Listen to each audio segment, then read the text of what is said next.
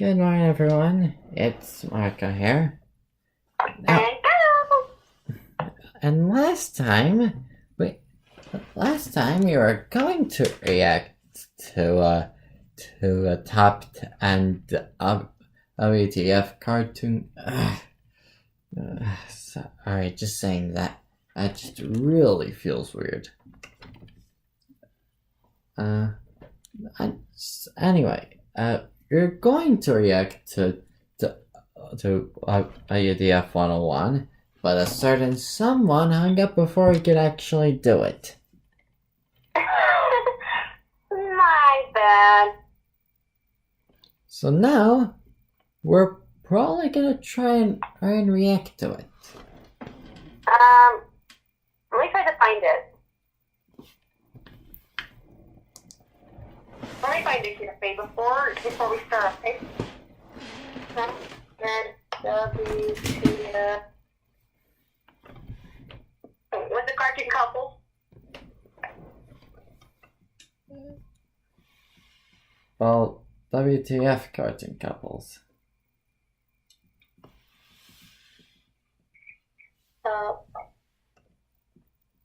Okay, give me a minute. Couples, and here we go.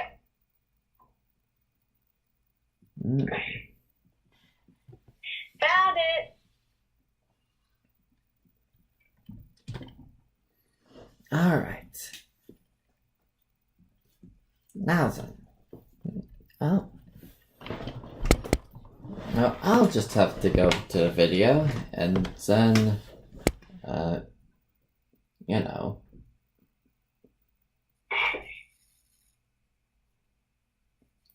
Huh. Weird.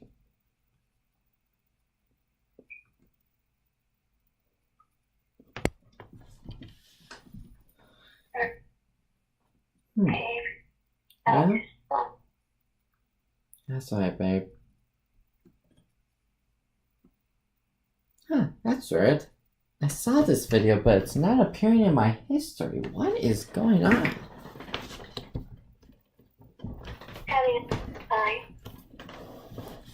Well, anyway, I suppose we should react to this.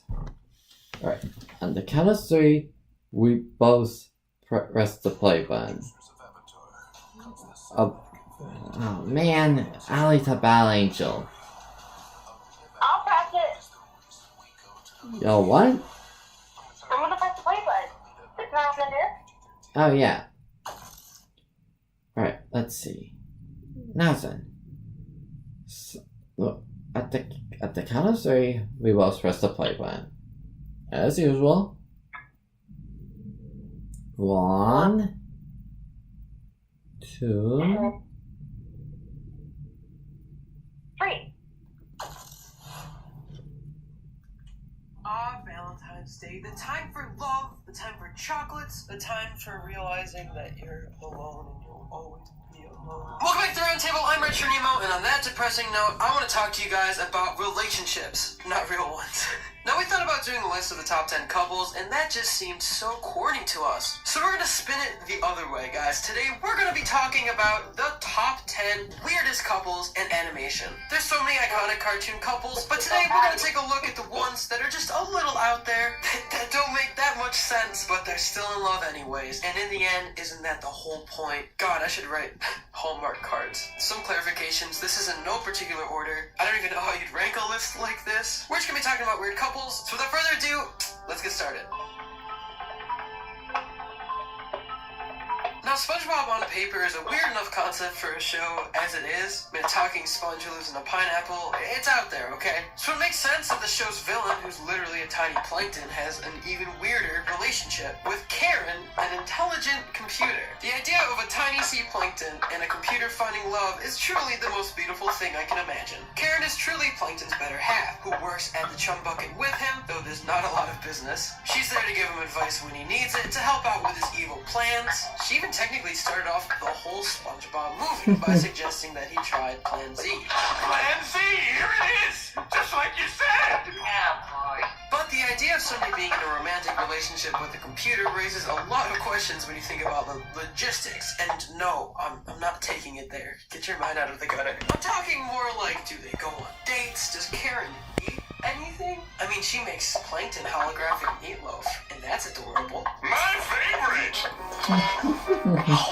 Overall, Karen's sassy, and a lot of her episodes are pretty standout episodes of SpongeBob, including one where she kicks out Plankton for just being the worst. Her deadpan delivery and memorable lines makes her one of the best SpongeBob characters, but it's definitely a weird relationship. Karen, baby, I haven't felt this giddy since the day you agreed to be my wife. I never agreed. Alright, number 9. Okay, this one isn't like the weirdest, they're just both two humans. The thing that gets me for here is their possible age difference. Ferb, of course, being the brother and titular character of the series, and Vanessa, Doofenshmirtz's daughter. They would always interact in the series, and it was implied that there was something there. For instance, there's an episode where they go to Paris, and like something romantic almost happens. Ferb buys her a flower, and it really is kind of cute. It's just that I just don't know what to do. Well, sometimes if you love somebody, you have to meet them halfway. And in one of the last episodes, when they're all teenagers, it's shown that Ferb and Vanessa are dating. But let me thought they were in let me run the college. numbers here really quick, because I'm pretty sure that Ferb's a kid. I mean, canonically, Ferb's age is between the ages of 7 and 12 years old. If Vanessa's 16, that's a 9-year age difference, potentially. And even if they didn't start dating until they were both older, that would mean she probably had kind of feelings for child Ferb, which freaks me out. The whole thing just rubs me the wrong way. Imagine if it was like Jeremy and Isabella. That's kind of the same ballpark. It's kind of weird. Look, man, I'm happy for them, and they're a cute couple when Ferb's like cool and old and artsy, but it just leaves a lot that's implied that rubs me the wrong way. Ferb? Vanessa? No matter where we go, Ferb knows everyone. You said it. Seuss and Giffany. Or is it Tiffany? I'm talking about the classic episode of Gravity Falls, Seuss and the Real Girl, where Seuss ends up in a healthy, happy relationship by the end of it. But at the beginning, Seuss fell in love with a dating simulator. I'm not gonna sugarcoat it. That's kind of what happened. You're pretty. Yes! In the episode Seuss and the Real Girl, Seuss wanted to get better at talking to women. It led him to getting a dating simulator game that later turned out to be cursed. But before Giffany turned out to be evil and tried to kill Seuss, he seemed pretty happy playing that game and having this fake girlfriend. So yes, I kinda count them as a relationship technically. Now this is kinda like Plankton, just more depressing. Hey, Giffany, we gotta talk. Of course, I am programmed to find everything you say interesting. I mean, Seuss may have ended up in a healthy relationship by the end of the episode, but it makes me wonder what would have happened if he just never met that other girl. Would Seuss still be playing with Giffany all the time? This game is amazing. I'm making eye contact, going on dates, and I haven't seen any natural sunlight in 13 hours. I mean, he was spending all his time with her. He even missed hours of the mystery shack. Seuss never does that. I give kudos to Gravity Falls for adding what is a pretty true to form dating simulator into their show, but part of me wonders what was going through Seuss's mind while he was playing.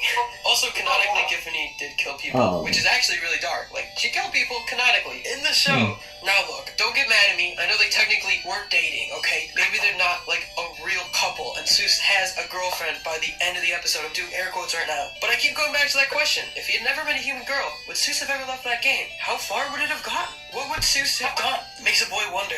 I guess it's up to interpretation. Probably nothing, though. Probably not a lot. This segment's kind of dumb. What would you like to talk about? I'd rather just click your face. Here. Butterfinger? Better Butterfinger. Ah. Better Butterfinger. Oh, it's a Butterfinger. Nobody does a finger on my better Butterfinger. An improved recipe with high-quality jumbo peanuts that are crispy and crunchy and peanut buttery. You've gotta be kidding me. Add. Oh. Now, I'm not expecting a show like Family Guy to nail the complexities of human relationships. And I realize I've even dedicated episodes to Peter and Lois, showing them as a young couple, how they fell in love. But let's be honest, okay? Lois is like the stereotypical hot wife character. There's absolutely no reason why Lois would be with Peter or stay with Peter. They may try to go into some dumb backstory, but at the end of the day, she's just the unrealistic hot wife trope, king of queen style. I don't know anybody that could live with Peter Griffin, let alone be married to him. And her character is just too normal in contrast to how insane Peter is. It's just kind of cheap to me. But I'm gonna be honest, I'm not really here to talk about Peter or Lois, because their relationship's stupid and dumb and doesn't make any sense. What I really want to talk about is how weird Quagmire is as a character. He's like literally a rapist. Like, it's uncomfortable, it's not funny. I get giggity is like a catchphrase, but this is like really not good. Like the he does, that freaky creepy smile. I'm just putting this whole segment to how weird Quagmire is as a character.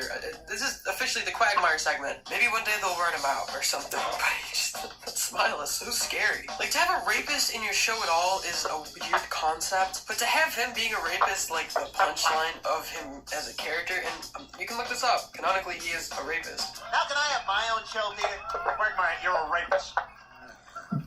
Not to mention the fact that Quagmire is canonically 61 years old. Wait a second, you were born in 1948? Yeah. Which just instantly makes everything so much creepier. If you're sitting there right now trying to defend Quagmire, saying he's not creepy, here's a compilation of just some of the creepy things he's done over the course of the series. I got a package for you, too. Alright. I wonder what happened to Cindy. Look at that. That's an old man. Ugh. Can we bring the music down really quick? This is weird, Seth MacFarlane. This is weird. Why do you have this character in your show? Why do you think his jokes are funny? Do you just have that many, like, sex offender jokes in your repertoire? You make me sick, Seth MacFarlane. And your stupid Star Trek show is dumb. That's all I gotta say. It's weird. Endive and Schnitzel. Okay, did anybody see this coming? This was a pretty twisted relationship to come at the very tail end of Chowder. Now, they were never a couple in the show, but instead it was revealed that they were together in the sort of epilogue of the series, when they were explaining where all the characters ended up. And man, oh man, like, what a plot twist. Endive, the creepy, oddly sexual being that was just the series' sort of bizarre antagonist and rival chef to Doll, and Schnitzel, the lovable rock human thing who doesn't speak English. Is it bad that it kind of makes sense when you see it? I don't know, I never would have predicted this in 1,000 years. But come to think of it, Endive and Schnitzel do kind of have a history. In the season 3 episode, The Heist, Schnitzel and Endive actually go on a date together, though it's not genuine. Schnitzel is trying to distract her while making Chowder steal her sugar sapphires, and the date's super awkward and hard to watch. Or you say we kick this date up a notch and head back to my place for a little dessert. I'm happy for them because they both look happy. Man, this is a weird couple. Nice. These have got to be two of the weirdest one-off characters in all of SpongeBob. In the episode I'm with Stupid, Patrick is trying to impress his parents, and he actually uses SpongeBob as the butt of the joke to make himself look better. But by the end of the episode, Patrick's actual parents get there, and he realizes that the people he's been trying to impress this whole time are not his parents. And it's never explained who they are. They even have a moment where they realize it's not their son, and then they kind of just leave. There's so many questions. Like, why were they there? Why did they think to show up there at all? Why did they go to that specific rock? There's so many questions with this. I actually saw a pretty excellent Reddit theory by user Love Supreme, I think their name is, who sounds like they've absolutely nailed it. The basis of their theory is that Janet and Marty are Patrick's biological parents, and when his other parents show up, those are actually his adopted parents who raised Patrick. So Patrick going to them and accepting them as his real parents is him telling his biological parents that they're not his parents after all. They weren't there to raise him. And when Janet and Marty say, that's right, we don't have a son, it's not a goofy line, it's them realizing that the son they thought they had biologically really isn't theirs, because he was adopted by someone else. It's super dark, but you know what? It makes sense. Either way, these guys are weird, sociopathic imposters. I don't even know if they're actually married or if this is some weird ruse they do. I don't know which child they're gonna attack next. The whole situation's bizarre and hilarious, so yeah, they're definitely a weird couple. Who are you people? Oh man, isn't that funny? Stan and Wendy. What a weird couple. I mean, the owner of the Mystery Shack and his employee that's pretty much a teenager. It's... Wait, what? Oh, Stan and Wendy are a couple from South Park? This whole segment was just a bit. It wasn't funny at all, and I should just move on? People are clicking off this video right now? Even this part of the joke's not funny anymore? I'm just going on and...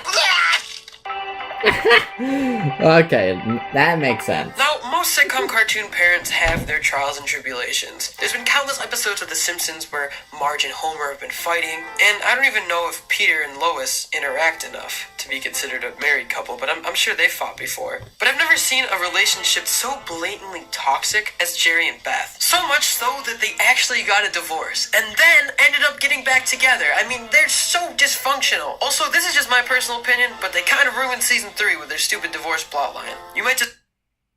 The future waits for it, so we refuse to wait for it. Today, battles are waged in nanoseconds, and planes are piloted from the other side of the world. The future's Go away. It's already here. Go away, Ed. And be the future. You disagree with me on that. That's okay. Discussion is necessary, but I'm still kind of salty at them. This isn't the woman you married, Jerry.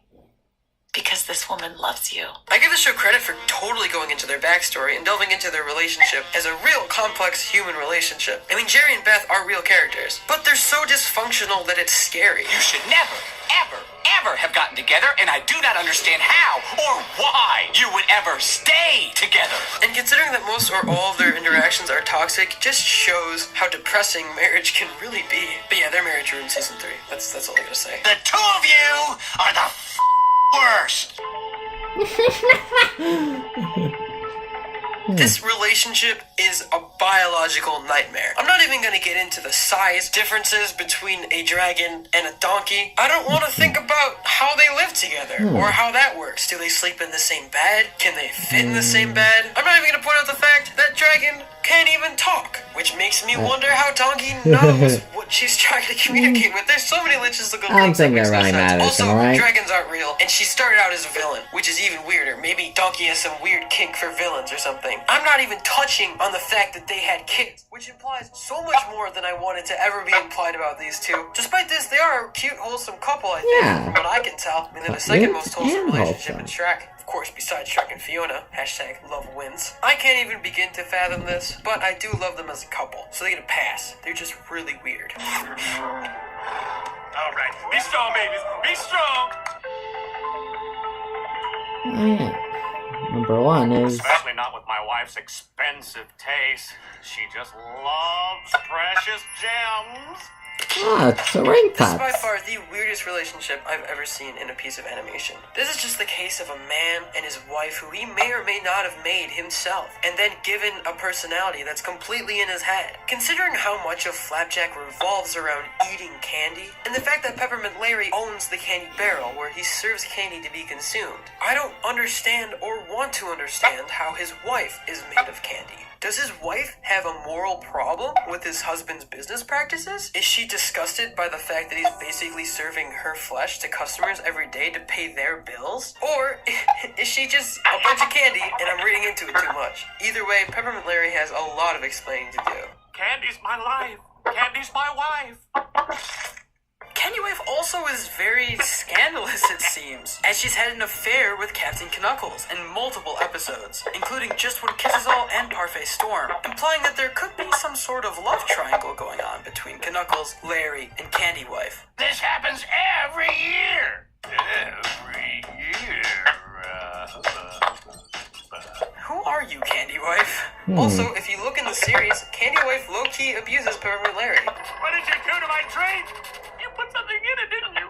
Which makes me wonder, if Candy Wife isn't real, is Larry punishing himself on purpose? There's just so many questions that come with Candy Wife. I love it. She's definitely my favorite character in Flapjack, but I gotta give him the title for the weirdest couple in animation. Candy wife's got candy flu. Well, there you guys have it. Those were 10 of the strangest WTF couples in all of animation. Makes you believe in love, doesn't it? If a plankton and a supercomputer can find love, so can you, dear viewer. So go on out there, call your crush, text your crush, mail a letter to your crush. Go for it. And I guarantee you, it may or may not work out, but at least you tried. I'm proud of you. But as always, what do you guys think? Do these couples seem weird to you? Do they not? Let us know in those comments down below. Let us know if you missed any. If you have a weirder couple, maybe we can do a part 2 next year. If you want to consider helping out the roundtable, you can become a member of the channel or support us on Patreon. There you can get exclusive access to scripts and avatars, and you'll know that you're helping us out. As always, if you enjoyed this video, make sure to give it a like, subscribe to stay in the loop with all things animation, guys. I'm Retro Nemo. These were the top 10 most WTF couples in cartoons, and I'll see you next time. Peace.